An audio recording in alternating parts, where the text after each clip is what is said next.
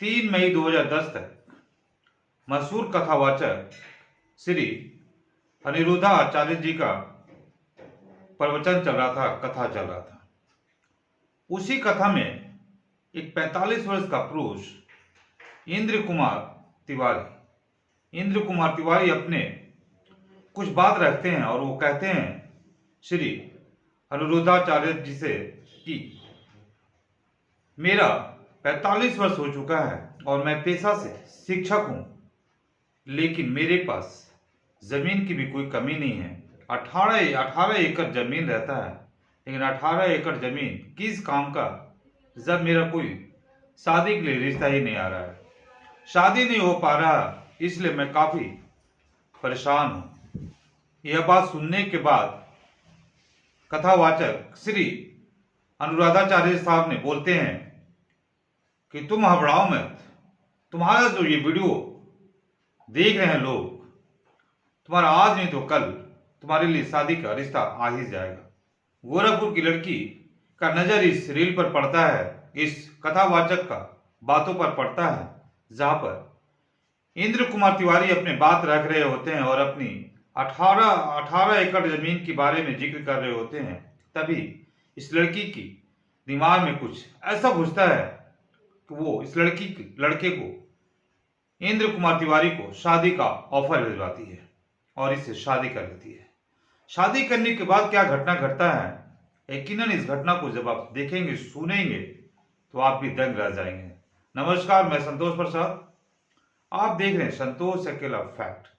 दरअसल ये कहानी शुरू होता है मध्य प्रदेश का एक शहर है जबलपुर, और जबलपुर का एक थाना लगता है मझौली, और मझौली थाना से के पास ही कथा चल रहा था 3 मई 2025 को, और 3 मई से 10 मई तक यह कथा चल रहा था। उसी बीच में कथा सुनने के लिए एक इंद्र कुमार तिवारी जो पेशा से शिक्षक रहते हैं, वो वहां पर पहुंचते हैं और भीड़ में माइक लेकर कथावाचक श्री अनिरुद्धाचार्य जी से सवाल पूछने लगते हैं। और सवाल पूछते पूछते उनके मुंह से एक चीज निकलता है कि महाशय, मेरी 45 वर्ष की उम्र हो चुकी है और मैं पेशा से शिक्षक हूं, और मुझे संपत्ति का भी कोई कमी नहीं है, क्योंकि मेरे पास 18 एकड़ जमीन है। 18 एकड़ जमीन रहते हुए भी मेरी शादी नहीं हो रही है, मेरे लिए कोई रिश्ता नहीं आ रहा है। ये बात सुनने के बाद कथावाचक श्री अनिरुद्धाचार्य साहब ने उन्हें समझाया कि तुम टेंशन मत लो, तुम ज्यादा सोच फिक्र मत करो, तुम्हारा इतना पैसा है, तुम्हारे पास धन दौलत है, तुम्हारे पास 18 एकड़ जमीन है, फिर भी तुम्हारी शादी कैसे नहीं हो रही है, लेकिन आज के बाद तुम्हारे लिए रिश्ता आना चालू हो जाएगा। ये बात जैसे ही कथावाचक अनिरुद्धाचार्य साहब बोलते हैं, उसी के 3-4 दिन के बाद इनके लिए एक रिश्ता आ जाता है, और रिश्ता जो आता है वह नाम रहता है खुशी तिवारी, जिसकी जो लड़की का उम्र होता है महज 25 वर्ष रहता है।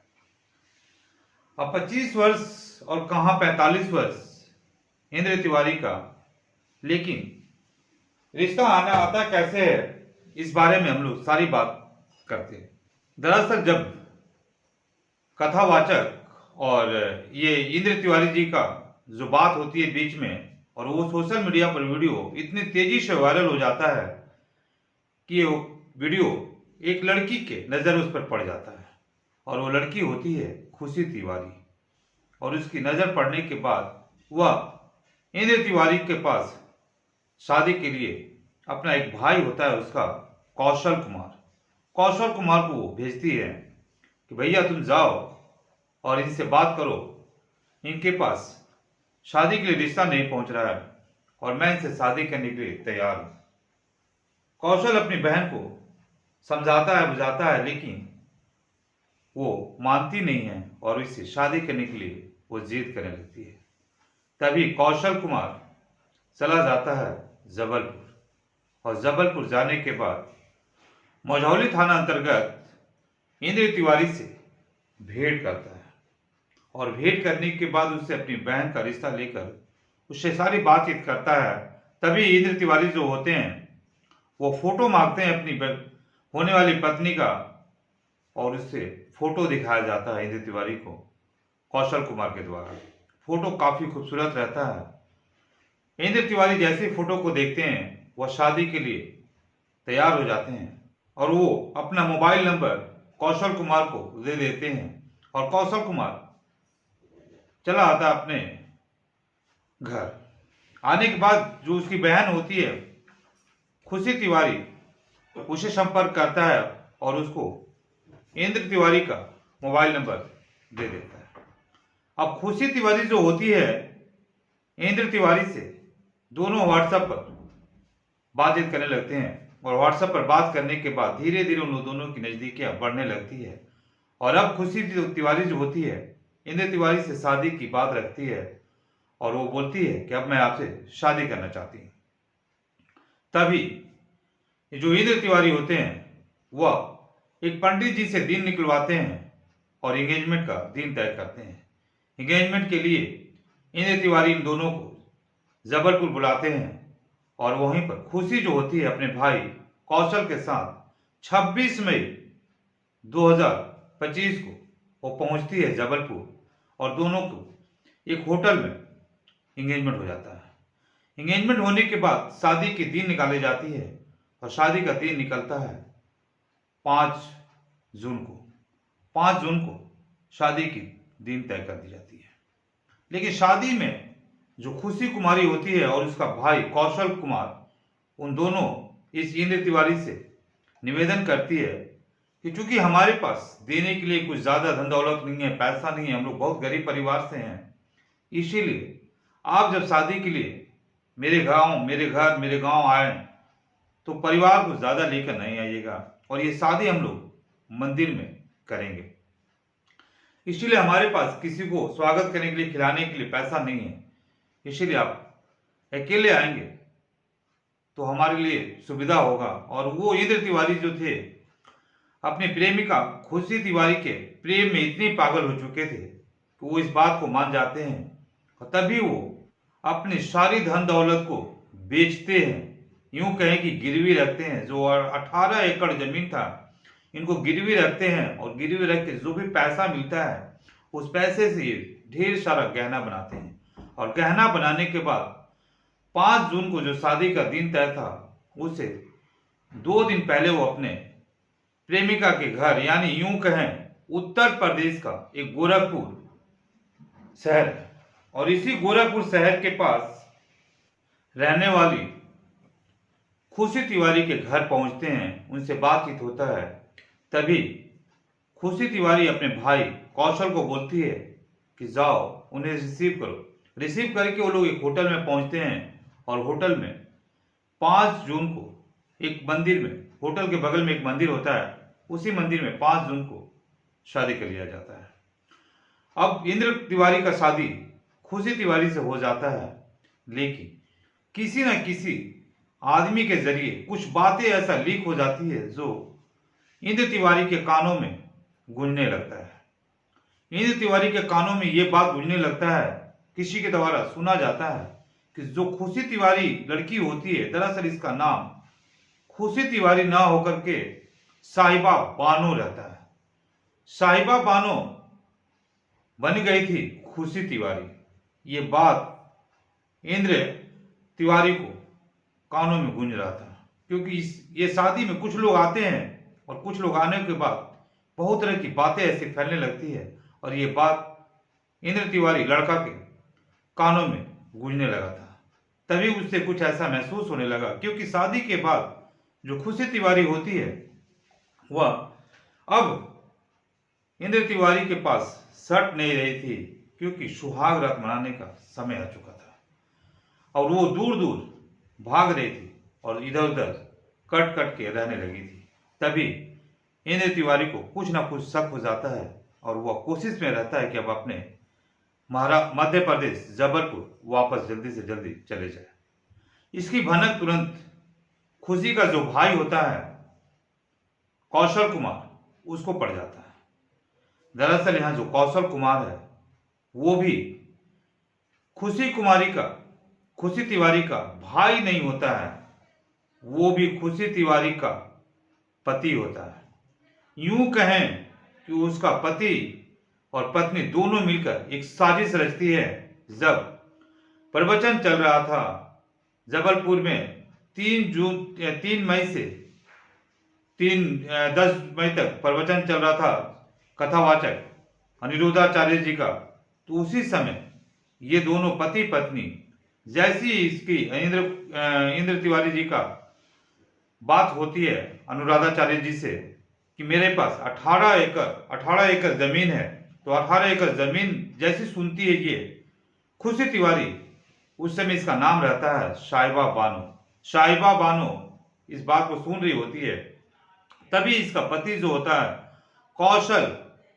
कौशल कुमार, ये दोनों आपस में बैठकर एक साजिश रचते हैं, एक प्रोग्राम बनाते हैं। ये लोग तुरंत अपने नाम को, साहिबा बानो अपने नाम को बदल कर तुरंत बन जाती है खुशी तिवारी, और वहीं पर जो उसका भाई होता है, उसका पति होता है, वो नाम अपना बदल कर हो जाता है उसका नाम। और ये लोग दोनों साजिश के तहत पहुंच जाता है जबलपुर। अपनी पत्नी, यूं कहें अपनी बहन जो उसकी पत्नी थी, अपनी पत्नी का रिश्ता लेकर के इंद्र तिवारी के पास, वहां जाकर वो अपनी पत्नी को बदल देता है, कन्वर्ट कर देता है अपनी बहन के रूप में। और सोची साजिश के तहत ये लोग शादी करते हैं। तभी शादी करने के बाद इंद्र तिवारी को शक होने लगता है, और शक जैसी इसकी भाई जो होता है खुशी तिवारी का भाई कौशल कुमार को पता चल जाता है, तभी वो एक बहाना बनाता है और बोलता है कि चलिए जीजा जी, अपने जो मेरे पूर्वज का जो घर है उसे आपको वहां पर घुमा कर ले आते हैं। और उसी कार में खुशी तिवारी और उसके पति इंद्र तिवारी, जो शादी हो चुका था, और एक जो खुशी तिवारी का भाई होता है कौशल, ये लोग तीनों एक ही कार में बैठते हैं, और कार अपने रास्ता से रफ्तार से चल रहा होता है। तभी ये लोग पहुंचते हैं गोरखपुर का एक थाना होता है हाटा थाना के अंतर्गत एक बहुत सा लंबा जंगल पड़ता है। और उसी जंगल में जंगल के पास जो कौशल कुमार होता है और खुशी, दोनों मिलकर अपने पति की हत्या कर देते हैं। यूं कहें कि खुशी तिवारी जो होती है अपने पति की हत्या करती है, जो साजिश के तहत उसे पति बनाई थी। और कौशल कुमार यूं कहें अपने जीजा, जो अपने पत्नी का शादी जिसे रचवाया हो, उसकी हत्या कर देता है इंद्र तिवारी का। और वहां हत्या कर उसी जंगल में एक गड्ढा कोड़ता है, और गड्ढा कोड़ने के बाद इस शव को वहां पर दफना देता है। सब काफी दिनों तक दबा रहता है, और ये दोनों वहां से निकल जाते हैं अपने गोरखपुर, अपने गांव। ये सोचते हैं कि अब मेरा काम खत्म हो गया, और अपनी जो उसका पति होता है इंद्र तिवारी, उसे सारा संपत्ति जो है वो लोग शादी के दिन 11 बजे रजिस्ट्री ऑफिस में रजिस्ट्री करवा लेते हैं, लिखवा पढ़वा लेते हैं कि अगर मेरा जो पति है उससे कुछ हो जाता है तो उसके सारा उत्तराधिकारी मेरी बहन खुशी तिवारी होगी, और उसकी सारी संपत्ति का हकदार खुशी तिवारी के नाम से कर दिया जाता है। खुशी तिवारी यहां तक कि अपने एक जालसाजी करके आधार कार्ड भी बना ली थी, और उससे इंद्र तिवारी का सारा संपत्ति अपने नाम करवा लेती है। और ये लोग उसकी हत्या कर अपने घर चले जाती है जंगल में, सबको दफना कर। लेकिन तभी 5 जून को शादी हो जाता है। 6 जून सुबह उस इलाके में जहां पर दफनाया गया था इंद्र तिवारी का शव, वहां पर कुछ कुत्ते की झुंड वहां पहुंचती है, और वो लोग वहां पर हो हल्ला करने लगते हैं।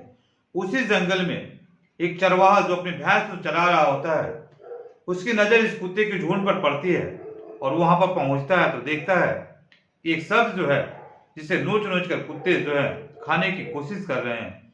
तुरंत वो इसकी हल्ला गुल्ला करने लगता है, और अगल बगल जो रोड होते हैं, रोड के अगल बगल जाने वाले लोग, पड़ोसी, सभी लोग वहां पहुंचते हैं। पहुंचने के बाद तुरंत गोरखपुर थाने को इन्फॉर्म किया जाता है। थाने प्रभारी वहां पहुंचते हैं और पहुंचने के बाद इस शव को अपने कब्जा में लेकर पोस्टमार्टम करवाया जाता है। पोस्टमार्टम में ये रिपोर्ट निकलता है कि इसकी हत्या चाकू से मार मार कर किया गया है। क्योंकि चाकू से इतना मारा गया था कि एक चाकू अभी भी जो इंद्र तिवारी होते हैं उनके सीना में फंसा हुआ था। इतनी तेज से चाकू से मारा जाता है कि चाकू उसमें फंस जाता है। पोस्टमार्टम में ये क्लियर हो जाता है कि इनकी हत्या की गई है। अब हत्या जो हो गई थी, अब शिनाख्त के लिए इनकी हो नहीं पा रहा था। शिनाख्त करने में गोरखपुर थाने की पुलिस को काफी समय लगता है और तब तक इस सब को पुलिस अपने कब्जा में रखती है। और इस फोटो को, जो इंद्र तिवारी का फोटो होता है, इसकी खबर सोशल मीडिया पर डाल दिया जाता है। तभी ये खबर पहुंचता है जबलपुर, जहां पर इसका भाई होता है। भाई जो चचेरा भाई रहता है उसके पास पहुंचता है और यूं कहें कि जो इंद्र तिवारी होते हैं, वो शादी जब 5 जून को हो रहा था तो उस समय इन्होंने अपने मोबाइल से एक फोटो क्लिक किया था अपनी शादी का, और वो फोटो अपने चचेरा भाई को जबलपुर में भेज दिए थे। और जबलपुर में जब इसका भाई 5 जून के बाद नहीं पहुंचा इंद्र तिवारी, तब उन लोग को भी काफी चिंता होने लगा और वो लोग पहुंचकर जबलपुर का एक थाना होता है, उसी थाने में पहुंचते हैं जो चचेरा भाई होता है। और पहुंचने के बाद पुलिस को अपनी सारी बात को बताते हैं कि दरअसल मेरा जो भाई है वो शादी के लिए गोरखपुर गए हैं। खुशी तिवारी के नाम से शादी होने वाला, लड़की से शादी होने वाला उसका भाई कौशल है, उससे शादी होने वाला है, लेकिन अभी तक वो लोग कहीं आए नहीं है। तभी जबलपुर का थाना मझौली में उसका भाई रिपोर्ट दर्ज कराता है और रिपोर्ट दर्ज करने के बाद वो शादी का फोटो देता है जो इंद्र तिवारी अपने मोबाइल में खींचे थे और उससे अपने भाई को भेजे थे।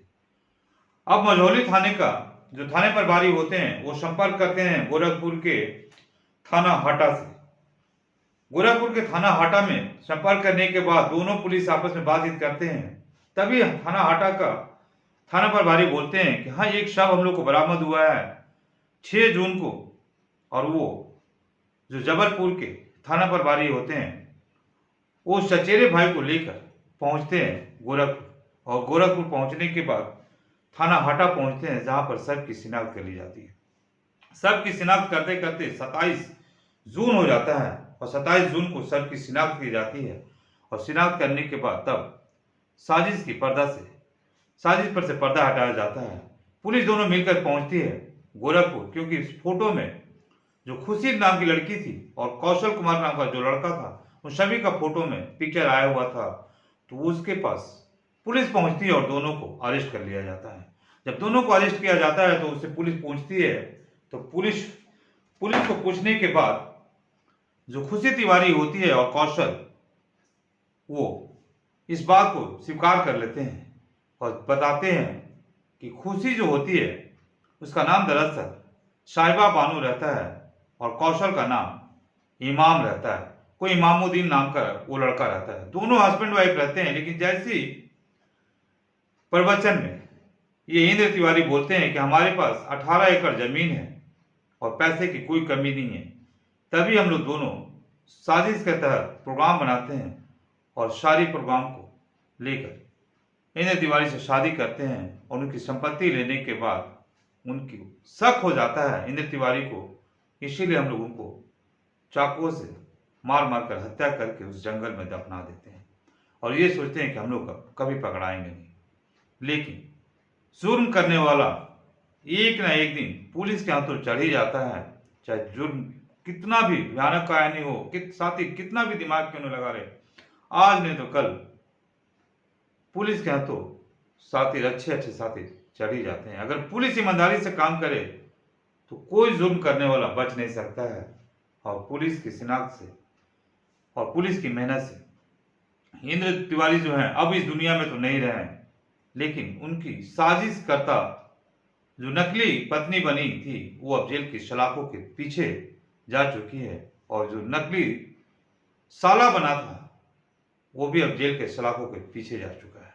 इस प्रकार से एक छोटी सी गलती इंद्र तिवारी का, जो अपनी संपत्ति के बारे में, अपनी पूरा ब्यौरा के बारे में वो एक खुले मंच पर जिक्र करते हैं, जहां पर उनकी संपत्ति के बारे में पता चलता है एक साजिशकर्ता को, और इतनी बड़ी साजिश के तहत उनकी जान चली जाती है। यकीनन दोस्तों, इस घटना के जिक्र बहुत ही दुखनीय होता है।